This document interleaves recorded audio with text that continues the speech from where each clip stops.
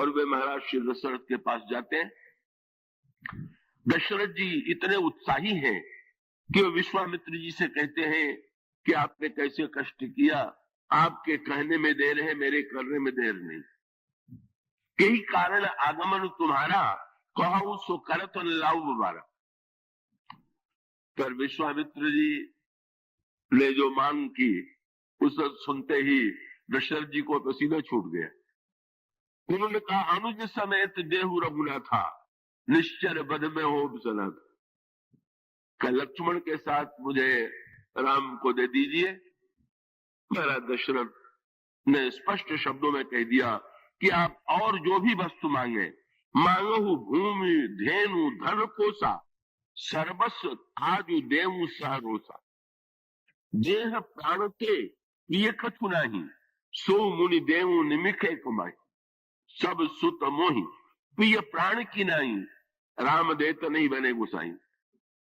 महाराज में तो राम को नहीं दे सकते। और तब विश्वामित्र जी ने वशिष्ठ जी की ओर देखा, और वशिष्ठ जी ने दशरथ जी से तुरंत लिखा हुआ अगला वाक्य उन्होंने दिया कब? तब वशिष्ठ बहुविधि समझावा। वशिष्ठ ने समझाया। क्या समझाया? वशिष्ठ जी ने दशरथ जी को याद दिलाया, आप वो दिन भूल गए जब आप पुत्र के अभाव से व्याकुल थे? नहीं नहीं महाराज, वो भूला थोड़ी हूं। आपको पुत्र कैसे मिले थे? बोले आपकी कृपा से। नहीं नहीं, और क्या हुआ?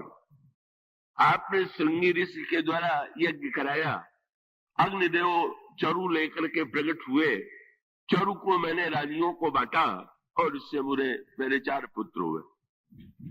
तुरंत वशिष्ठ जी ने कहा, याद करो, जब तुम्हें यज्ञ से पुत्र मिला और आज यज्ञ संकट में पड़ा हुआ है, तो तुमने यज्ञ से 4 बेटे पाए और 2 देने में भी कंजूसी कर रहे हो।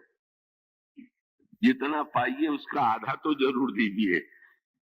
4 पाइए, और उसका अर्थ क्या हुआ? अपने पुरुषार्थ से आपने पाया तो आपका अधिकार है, पर यज्ञ से मिला है तो केवल आपका बेटा भले हो, पर वो केवल आपका बेटा नहीं। आपकी संपत्ति भले ही हो, लेकिन वो आपकी संपत्ति नहीं। जो पाइए उसे यज्ञ के द्वारा पाइए। यज्ञ से पाने का अर्थ यह है कि उसमें व्यक्तिगत अधिकार के स्थान पर लोक कल्याण के लिए आज तक उन्होंने पुत्र को अपना माना, पर अब उन्होंने आज स्वीकार किया।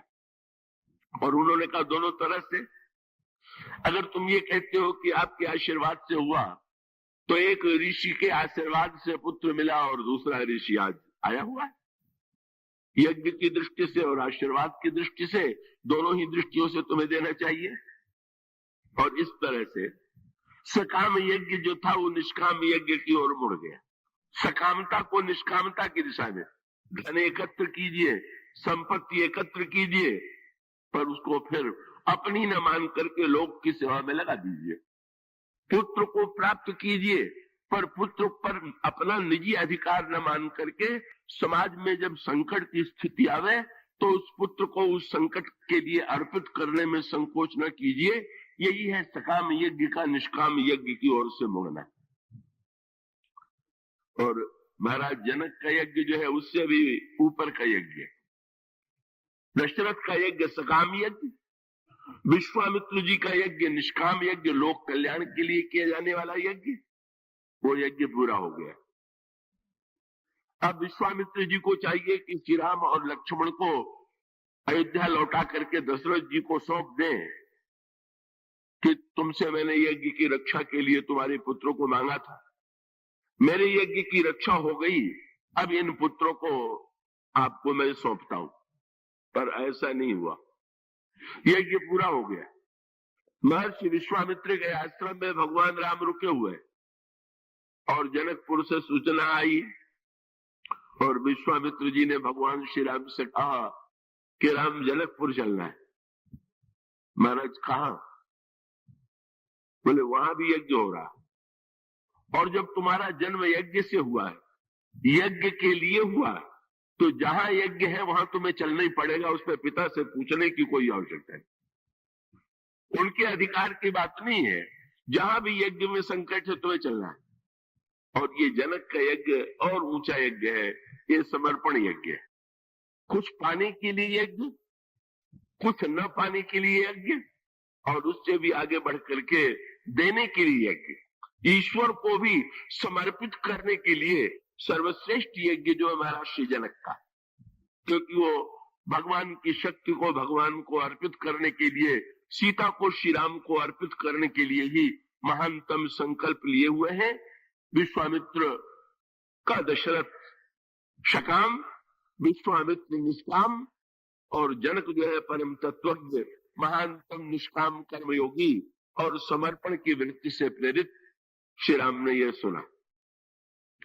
और इसका अर्थ क्या हुआ कि भाई किसी के घर में प्रीति भोज हो तो बिना निमंत्रण के जाइए, तो जाने वाले को भी संकोच लगता है और आने वाला भी पसंद नहीं करेगा। पर कहीं घर में किसी की आग लगी हुई हो और आप प्रतीक्षा करें कि उसके घर से निमंत्रण आवे तब हम आग बुझाने जाएंगे, तो इससे बढ़ के तो ना समझी की कोई बात नहीं होगी। जहां यज्ञ है, यज्ञ में निमंत्रण की आवश्यकता नहीं है। यज्ञ अगर देने का स्थान है, आहुति अर्पित करने का स्थान है। भगवान श्री राघवेंद्र से विश्वामित्र जी ने कहा, धनुष यज्ञ सुनी रघुकुल न था, हरसी चले मुनिवर के साथ। तब बड़े प्रसन्न हुए, वाह, यज्ञ से जन्म हुआ, एक यज्ञ पूरा हो गया, दूसरे यज्ञ में चलना है, और चल पड़े। और जब जनक नंदिनी सीता को भगवान श्री राम ने देखा तो भगवान श्री राम को गुरु जी का ही वाक्य याद था। भगवान श्री राम ने यही कहा कि तात जनक तनया यह सोई, धनुष यज्ञ यही कारण होई। और अगला वाक्य क्या कहा, पूजन गौरी सखी लई आई, करत प्रकाश फिर फुलवाई। सीता जी, गोस्वामी जी ने एक बड़ा साहित्यिक और भावनात्मक सूत्र दिया।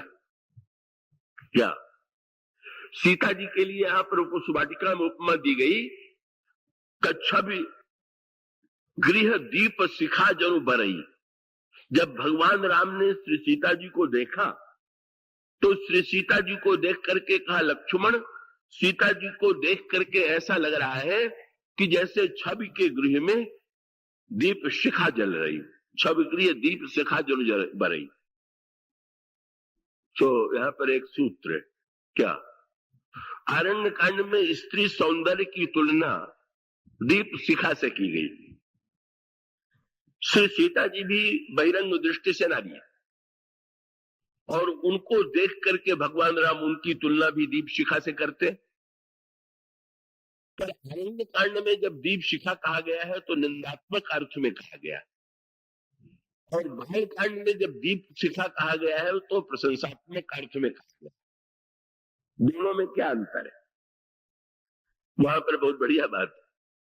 कई लोग गोस्वामी जी को नारियों का बड़ा निंदक मानते हैं, और ऐसी पंक्तियां उनको मिल जाती हैं कि जिनके द्वारा ऐसा वे कहने की चेष्टा करते हैं कि वो तो गोस्वामी जी नारी के इतने निंदक है। तो उसमें वो दोहा भी एक जुड़ जाता है, और बहुत सी पंक्तियां तो ही है। पर आरण्य कांड के अंत में कहा गया, दीप शिखा सम युवती तन। अरे मन, स्त्रियों का सौंदर्य तो दीप शिखा है। पर गोस्वामी जी ने जो सूत्र दिया वो बड़े महत्व का। दीप शिखा प्रशंसनीय है कि निंदनीय? अरे भाई, दीप शिखा अगर न हो तो घर में उजाले ही न हो, व्यक्ति अंधेरे में ही बैठा रहे, दीप शिखा की निंदा कौन करेगा? पर सूत्र बड़े महत्व का, और वो महत्व का सूत्र यह है कि दीप शिखा में दो बातें हैं। क्या? एक तो प्रकाश, और दूसरे दाहकता है, जलाने की क्षमता है। तो बुद्धिमान व्यक्ति कौन है कि जो दीप शिखा को जला करके प्रकाश ले ले? और पतंगे की मूर्खता क्या है कि वो दीपक से प्रकाश न लेकर के स्वयं उसको उसमें चढ़ उसके ऊपर जाकर के अपने को जला लेता है। इसीलिए रावण ने जब ये कहा कि मैंने कैलाश को उठा लिया और अपना सिर मैंने का शंकर जी के सामने अग्नि में डाल दिया। अंगद हंसने लगे, मेरे इतने बड़े महान कार्य को तू सुन के हंस रहा है? तो अंगद ने कहा कि मैं समझ गया, तुम्हारी तुलना दो ही से की जा सकती है। किससे? उन्होंने कहा भाई जरा ही पतंग विमोह बस। अरे मूर्ख, अग्नि में सिर जलाना चाहिए कि अज्ञान जलाना चाहिए? सिर जलाने की जरा अगर तूने अभिमान जला दिया होता तो जलाने की सार्थकता थी। जलाया सिर तो न जाने कितने पतंगे रोज दीपक और अग्नि में अपने को जला रहे हैं, तो क्या वो बड़े महान है? तो तेरी वृत्ति तो पतंगे की समान मूर्खता की है। और अगला वाक्य तो और भी उन्होंने व्यंग्यात्मक कहा, क्या? जरा ही पतंग विमोह बस, भार बहाई खर वृंद। गधे बहुत बोझा उठाते। शंकर जी को कैलाश पर उठाने, सिर पर उठाने की जगह अगर सचमुच उनको अपने सिर में विश्वास के रूप में धारण कर दिया होता, गधा चंदन की लकड़ी लेकर के आने वाला व्यक्ति ठीक है कि एक गधे के ऊपर 10 मन चंदन की लकड़ी लाद दी गई तो क्या बड़ी प्रशंसा हो गई कि वाह कितना महान गधा है, इतना चंदन लिए हुए। अरे वो तो चंदन ढो रहा है। चंदन तो छोटा सा लेकर के जो माथे पर लेप कर रहा है वो चंदन का सदुपयोग कर रहा है। अंगद ने यही कहा कि तुम्हारा दुर्भाग्य है, तुमने कैलाश को उठाया, शंकर जी को सिर पर बैठाया, लेकिन गधे की तरह तुमने बोझ बना के उठाया। तुमने शंकर जी को अपने मस्तिष्क में धारण नहीं किया। तुमने अग्नि जलाई, उसमें सिर चढ़ाया, पर अपना अभिमान नहीं चढ़ाया। कभी कभी शास्त्रों में बड़ी बढ़िया बात कही गई। एक प्रश्न किया गया कि शंकर जी तो रुद्र के अवतार हैं, और रावण ने जब शंकर जी की ऐसी पूजा किया कि 10 सिर काट के चढ़ा दिया, तो क्या पूजा करने का फल यही था कि हनुमान जी बेचारे की दुर्दशा कर? उनको तो कम से कम नहीं करना चाहिए था। तो बड़ा विलक्षण उत्तर दिया गया। ये कहा गया कि रुद्र है 11 और रावण ने 10 सिर काट करके 10 रुद्र की तो पूजा की, पर 11वें रुद्र नाराज हो गए क्योंकि उनकी पूजा नहीं की, और वही 11वें रुद्र हनुमान। पर ये इसके अंतरंग अर्थ का तात्पर्य क्या कि रुद्र अगर 11 है तो 10 के साथ साथ 11वां भी कुछ दीजिए तब पूजा पूरी होगी। और उसका अभिप्राय ये है कि ये 11वां सिर 10 सिर है और एक अहंकार है। अगर रावण 11 को मिला करके ये अर्पित कर देता तो पूजा पूरी हो जाती। तो वाटिका में जब भगवान श्री राम ने देखा तो लक्ष्मण से कहा सीता तो दीप शिखा, लेकिन उन्होंने क्या लिया? प्रकाश का वितरण करती हुई कितनी दिव्य दीप शिखा है जो प्रकाश दे रही है। और उसका अर्थ है दाहकता लेने वाली वृत्ति रावण की और प्रकाश लेने की वृत्ति भगवान श्री राम के भक्तों की। इन दोनों वृत्तियों में ये अंतर है। भगवान कहते हैं ये तो बंदनिया है जो प्रकाश फैलाती हैं, और ऐसी स्थिति में भगवान राम के यज्ञ की भावना उनके जीवन में, वहां पर भी परिचय देते हुए भी सुंदरता को देख करके भी यही कहते हैं कि ये कितनी पवित्र है, कितना अलौकिक इनका सौंदर्य है। भगवान का शब्द भी यही था, जासु विलोक की अलौकिक शोभा। इनका सौंदर्य लौकिक नहीं है, बड़ा दिव्य है। मेरे अंतःकरण में भी जिस सुंदरता को देख करके रस की सृष्टि हो गई, तो वो कौन सौंदर्य कैसा होगा तुम इसकी कल्पना करो। तो गुरुजी इसको यज्ञ कह करके ले आए। गुरुजी ने एक ही दिन शब्द बदला। कब? इस वाटिका के बाद दूसरे दिन जब जनक जी ने निमंत्रण दिया कि गुरुजी जो है राम और लक्ष्मण को लेकर के पधारे धनुष यज्ञ में, तब गुरुजी के मुंह से यज्ञ शब्द नहीं निकला। तब गुरुजी ने शब्द जो कहा वो आपने पढ़ा होगा क्या? भगवान राम से विश्वामित्र जी ने कहा सीते स्वयंवर देखिए जाइए। सीता जी के स्वयंवर को चल के देखना चाहिए। गुरुजी से किसी ने पूछ लिया कल तक तो आप यज्ञ करते रहे, आज ये स्वयंवर कैसे कहने लगे? उन्होंने कहा स्वयंवर का अर्थ है कि कन्या स्वयं जिसका वर्ण करे। जब तक उस वाटिका में श्री सीता जी ने राम का मन से वर्ण नहीं किया तब तक यज्ञ ही था। पर जब सीता जी ने वर्ण मन से कर लिया तो स्वयंवर की दृष्टि से भी सीता का स्वयंवर शब्द अगर सार्थक हुआ तो आज होने जा रहा है।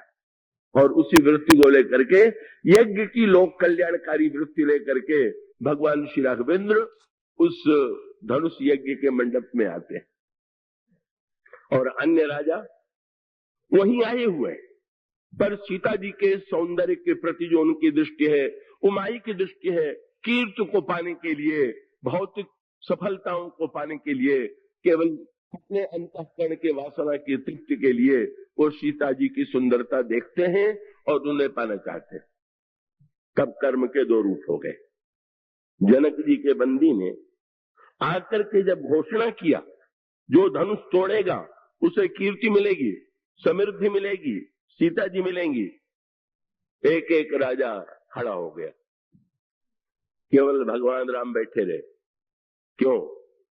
भगवान राम तो यज्ञ मान करके आए थे और जो बात कही जा रही थी वो तो लोभ दिखाया जा रहा था। अगर इन वस्तुओं को पाना है तो प्रयत्न कीजिए।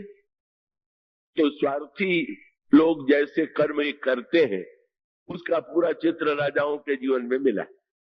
क्या? सारी सभा में राजा खड़े हो गए और परिकर बांध अपना कमर में फेंटा कस लिया। कर्म के लिए फेंटा कसे हुए तैयार। एक भगवान राम ही है जो शांत भाव से बैठे हुए सारे दृश्य को देख रहे हैं, उनमें उठने की प्रेरणा उत्पन्न नहीं होती। और फिर गोस्वामी जी ने जो चित्र प्रस्तुत किया वो केवल त्रेता युग का ही चित्र थोड़ी है, वो तो आज के युग का भी वही चित्र है। और ये जो सभा है, ये जो धनुष यज्ञ है, शिव स्वयंवर है, ये तो चलता ही रहता है। चाहे जनक की सभा में चल रहा हो, चाहे रावण की सभा में चल रहा हो, दोनों सभाओं में सीता जी ही केंद्र में है और दोनों ही प्रसंगों में प्रतिज्ञा सीता जी को पाने की ही है। अंगद भी जब रावण की सभा में गए तो उन्होंने भी अपना पैर रोप दिया और कहा, जो मम चरण सकस ठारी, फिर ही राम सीता में हारी। तुम या तुम्हारी सभा का कोई व्यक्ति अगर मेरा चरण हटा दे तो मैं श्री राम लौट जाएंगे और मैं सीता जी को हारता हूं। और यहां पर भी यही प्रतिज्ञा है कि जो धनुष तोड़ेगा उसे सीता जी मिलेंगी। इसका आध्यात्मिक तात्पर्य है, इसके पीछे विशेष रहस्य ये था कि मंदोदरी ने रावण को उलाहना दिया कि तुम यदि सीता जी को पाना चाहते थे तो महाराज श्री जनक ने तो खुली घोषणा की थी, जो धनुष तोड़ेगा उसे मैं अपनी कन्या दूंगा। तो मैंने तो सुना है कि आप वहां पर गए थे और आप यदि गए थे तो आप धनुष तोड़ करके सीता जी को पा लेते, आपकी कीर्ति बढ़ती, जय ध्वनि होती और आपकी कोई निंदा न करता। पर आपने चोरी से सीता जी का हरण करने की चेष्टा की, इसी से तो आपकी निंदा हो रही। रावण दूसरों को भुलावा देने में और अपने को धोखा देने में बड़ा निपुण था और उसने तुरंत मंदोदरी से कहा, मंदोदरी तुम विचार करके देखो, जिसने कैलाश पर्वत को उठा लिया, क्या शंकर जी का धनुष उठाना उसके लिए कोई बड़ी बात थी? गणित तो यही कहेगा, अगर कोई बड़ा बोझ उठा ले तो छोटा क्यों नहीं उठा ले।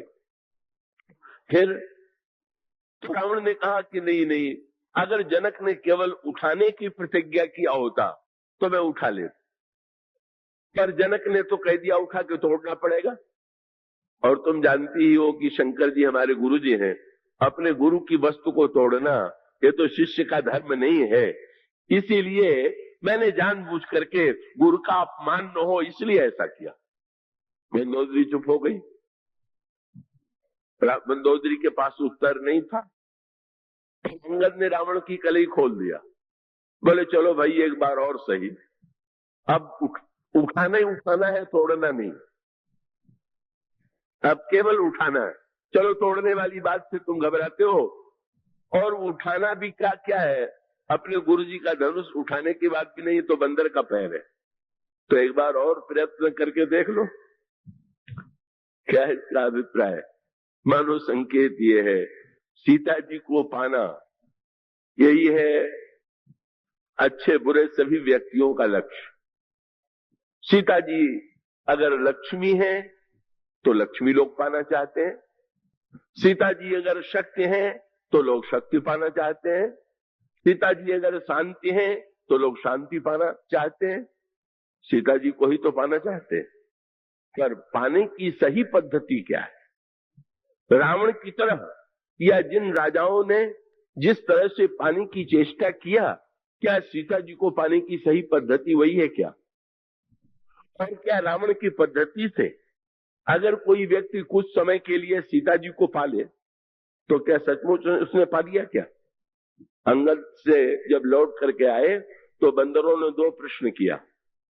क्या कि इस प्रतिज्ञा का उद्देश्य क्या था? क्यों आपने रावण की सभा में ये प्रतिज्ञा किया? और आपने प्रतिज्ञा किया तो आपको तो चिंता हुई होगी। आपने बिना पूछे श्री राम से ये कह दिया तो आपको चिंता नहीं हुई कि मेरा चरण हट जाएगा तो क्या होगा? अंगद ने इसका बहुत सुंदर उत्तर दिया। एक तो उन्होंने कहा कि रावण ने संसार को ये धोखा दिया था कि मैंने सीता जी को पा लिया है, और लोगों को भी ये धोखा हो गया था कि रावण सीता जी को ले आया तो पा गया। लेकिन जब मैंने ये कहा कि मेरा चरण अगर उठा दोगे तो सीता जी मिल जाएंगे, और रावण ने राक्षसों से कहा बंदर का पैर उठाओ, तो मैंने दिखा दिया। बोले रावण तुमने अगर पा लिया होता तो ये पैर उठवाने की जो चेष्टा कर रहे हो ये करते ही नहीं। तब तो तुम ये कही देते कि तुम क्या कह रहे हो, वो तो मेरे पास ही है।